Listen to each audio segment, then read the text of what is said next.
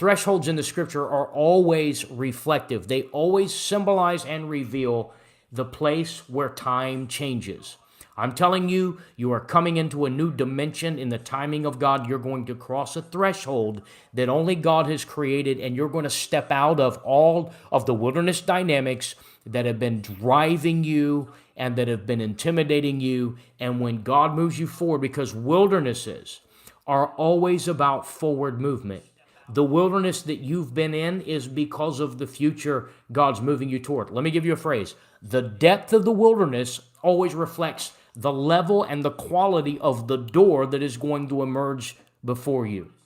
So he literally, the voice of the Lord brings therapy to his soul. He breathes into him, much like he breathed into Adam, the breath of life. God released something in Elijah that gave him the courage to take the steps to move forward. And I'm telling you, the voice of the Lord, the voice of the Father is going to begin to awaken something in you that for the first time in a long time is going to give you the courage to take the steps necessary to move forward. And you're going to move forward and stand in God's presence in a place of peace, and the rest of God is going to come to your soul, because the best of God is coming into your life. And God's going to give you the courage for you to take the steps to move forward in fullness. You're going to step out of perceived failure into a place, a dimension in the timing of God where things that were preserved and things that were held are going to be released and made up for. The Lord is going to bring you into the full measure of the destiny and calling that you have on your life. You're going to discover that what you feared had expired, had not gone anywhere, that God was moving you through all of your transition to bring you to a place of an appointed conclusion because of divine appointments that were ahead of you. So, Elijah stands in the threshold, and when he does, everything changes.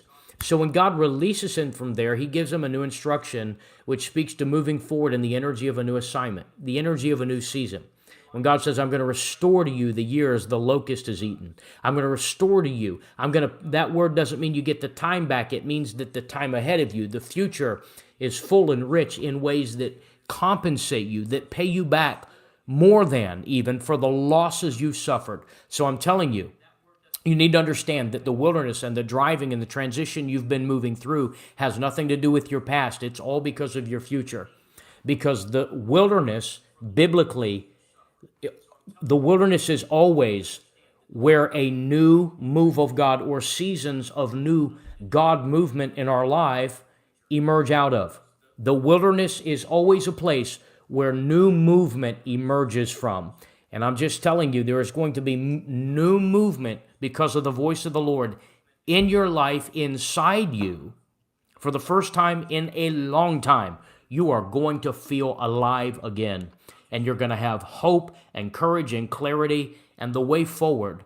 See, the pathway that you've been taking through the wilderness has been bringing you to an appointed conclusion where God changes a season, and you're stepping into the dimension called now, when that long journey I talked about becomes a quick recovery and God launches you forward. There is forward movement ahead of you that's bigger than you could even make happen.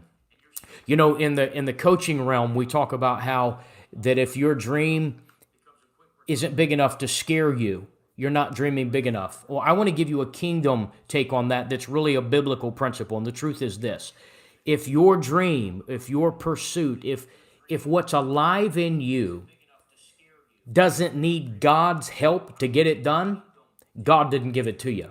And I'm talking to people right now that it is the process of the transition of broken dreams that has driven you through the wilderness, that has brought you to a desolate place. But I'm here to tell you, the God who gave you the dream is going to meet you in that darkness, the dark place you're in, and he's going to reawaken the dreamer in you. He's going to set the dream before you, and you're going to run to a future that is full, and God's going to move you forward in a recovered state of being. Every new thing God does emerges out of either a corporate wilderness or a personal one. So if you find yourself in a wilderness right now, what you need to know is that you've been in the process of a greater becoming, because God's got appointments he's going to keep with your life. And the strong borders, the strong boundaries that God has established around your life with the gift of preservation is bringing you to the place where, like Elijah emerging out of the cave, you're going to move forward recovered, whole, and full of the energy to move forward. God's going to give you the courage to take the steps to move forward. You're going to do it boldly, and you're going to do it in a recovered state of being.